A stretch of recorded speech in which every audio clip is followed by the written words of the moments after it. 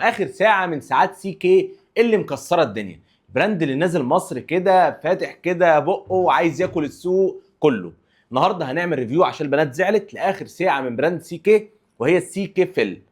طبعا عملنا للسي كي سيفز وعملنا للسي كي موفز، فطبعا البنات زعلت ان احنا ما اتكلمناش عن الساعه دي. طبعا ده شكلها ساعه جامده جدا، هنعرف ان شاء الله تفاصيلها في الفيديو ده، مميزات عيوب. عايز اقول لك ان البراند ده في خلال الثلاث اسابيع اللي فاتوا من ساعه ما بدا ينزل في مصر حقق مبيعات خرافيه. ساعه الموفيز بالذات ناس كتير جدا اخدتها مني انا على المستوى الشخصي وشكروا فيها جدا. فيلا بينا بقى نشوف الفيل اخبارها ايه. اللايك بتاعك المحترم، ولو عجبك المحتوى في اخر الفيديو اشترك في القناه، ويلا بينا ونسمي الله ونبدا بالانبوكسنج. وخلاص يا جماعه عرفنا هويه البراند بقى وشكل الكرتونه.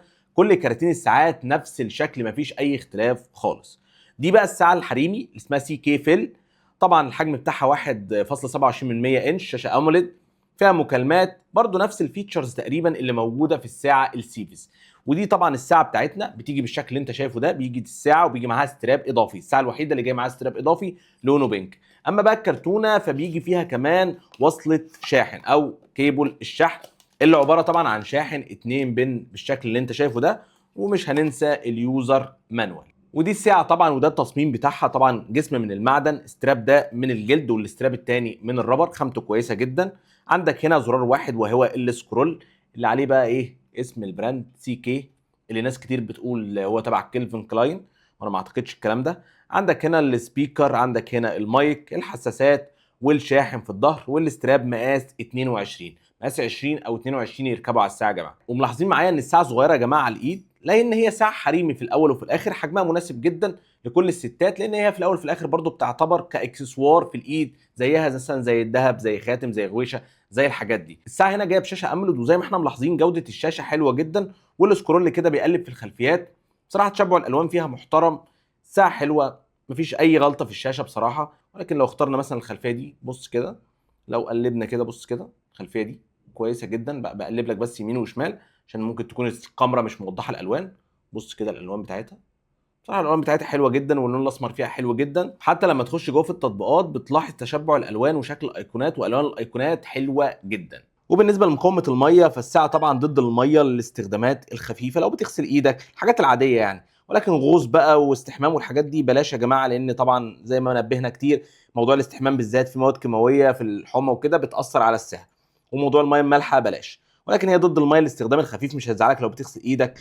اما بالنسبه لشرح القوائم، فانت لما بتسحب من فوق كده بيجيب لك المنيو الطبيعيه اللي فيها الاعدادات، وفيها انك تعلي السطوع، توطي السطوع، تغير القائمه، تعمل وضع النوم. ولما بتطلع تاني وتسحب من الجنب اليمين بيجيب لك الاكتيفيتي اللي هي الخطوات بتاعتك، الكالوري، الحاجات دي. تسحب تاني كده يجيب لك الهارت ريت اللي هو ضربات القلب. طبعا لازم تحط الساعه كده عشان تقيس لك ضربات القلب. فيعني الساعه فيها كل القياسات او معظم القياسات الطبيه. طلع معانا دلوقتي قياس ضربات القلب، زي ما انت شايف ضربات قلب 83. وبعدين عندك كده لما بتسحب من تحت بيجيب لك الاشعارات، والساعه بتدعم الاشعارات بشكل واضح وكويس، يعني بشكل قوي بصراحه. عايز بس اجيب لك كده رساله ولا حاجه. بص كده اللغه العربي مقروءه، مفيش اي مشكله خالص. وكمان بتجيب لك الاشعار كامل، يعني لو في اي اشعار مثلا الكتابه فيه تملى على قد الشاشه بتجيب لك على قد الشاشه. السكرول اللي بيقفل الساعه، ولكن القايمه لما بتسحب من الجنب التاني كده بيجيب لك القايمه. عندنا بقى في القايمه هنا شويه حاجات مهمه جدا. اول حاجه التدريبات، دي كل القياسات الرياضيه، لو انت بتروحي الجيم مثلا، لو انت مثلا بتلعبي اي رياضه، فكل الحاجات الرياضيه موجوده هنا، او كل التدريبات موجوده هنا. حاله الجسم زي ما قلنا الاكتيفيتي، مكالمه طوارئ، عندك المكالمات. هنا طبعا لوحه اتصال تقدر ترن على اي حد، وايقاف وتشغيل دي معناها ان انت ممكن توقف المكالمات ان هي تطلع من الساعه، تطلع من الموبايل، او تشغلها. وسجل المكالمات، اخر المكالمات اللي احنا عملناها. وعندك جهات الاتصال اللي بتقدر تضيفها من خلال البرنامج نفسه. وبالمناسبه الساعه في جهات الاتصال بتشيل معاك 100 اسم، وسواء كان الاسم بالعربي او بالانجليزي بيظهر معاك بلغه واضحه وسليمه، مفيش اي مشكله. اما بالنسبه للصوت في المكالمات، فوانت بتكلم اي حد من الساعه دي وانت بتتكلم منها، اللي بيسمعك بيبقى صوت المايك او صوتك واضح عنده كانك بتتكلم في الموبايل بالظبط، ما بيحسش باي فرق. ولكن صوت السبيكر زي ما انت شايف كده، اسمع كده،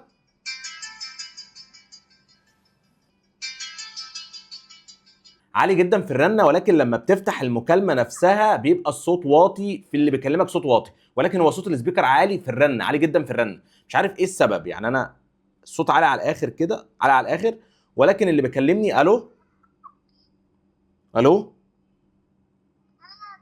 ايه يا حبيبي سامعني؟ سامعني كويس؟ من صوتك واطي ليه؟ طيب ماشي، يلا سلام. وده طبعا من ضمن عيوب الساعه واقول لكم عليها في الاخر. طبعا بعد كده بعد المكالمات عندك معدل ضربات القلب، وضع النوم، الاكسجين في الدم، الطقس، الموسيقى، لانك طبعا بتقدر تتحكم في الموسيقى اللي على الموبايل، وهنا تفصل الصوت انه يطلع من الساعه او يطلع من الموبايل نفسه.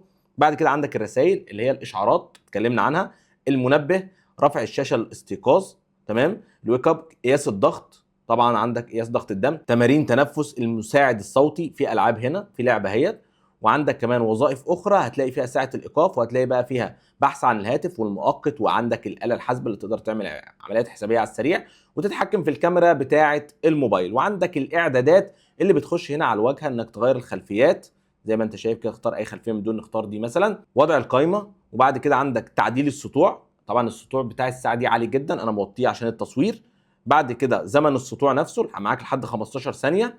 اعدادات الصوت، طبعا تقدر تتحكم في علو الصوت او وطو الصوت، او الاشعارات نفسها تيجي بهزاز ولا من غير هزاز، معلومات عن الساعه، وبعد كده عندك ايقاف التشغيل واعاده التعيين وتحميل التطبيق طبعا، وعندك تعمل كلمه مرور للساعه. وبالنسبه للبرنامج هو نفس البرنامج بتاع السي كي سيفز، هنا طبعا الخلفيات تقدر تحط اي خلفيه، وعندك زي ما قلت لك يا جماعه مئات الخلفيات، مئات الخلفيات، بتدعم الخلفيات بشكل كويس جدا جدا، ودي حاجه لذيذه. الخلفيه دي حلوه قوي، نثبتها كده على الساعه ونشوفها على الساعه. طبعا الخلفيه بتروح على الساعه بسرعه عشان طبعا الساعه دي فيها معالج وكده، فجوده يعني كويسه. ففي ساعات تانية بتقعد تودي الخلفيه في مثلا في 10 دقائق ولا حاجه، ولكن دي بصراحه في ثواني يعني بتودي الخلفيه. زي ما احنا شايفين الخلفيه جت، والخلفيه دي روعه بصراحه، ما كنتش متخيل انها تبقى حلوه كده. خلفيه 3 دي روعه جدا على الساعه. وعندك طبعا مئات الخلفيات الحلوه، وبصراحه دي احلى حاجه في الساعه، تحط خلفيات زي ما انت عايز وشكلها تحفه جدا.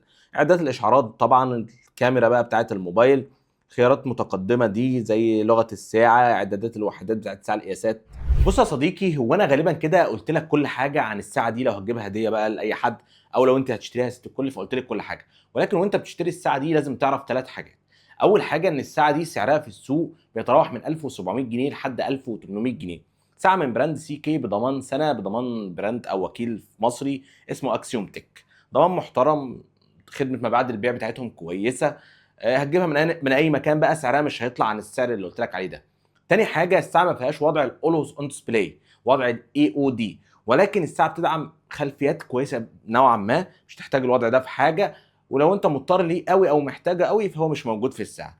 الحاجه اللي بعد كده اللي ما عجبتنيش واكتر حاجه انا هعلق عليها هو موضوع الصوت في المكالمات.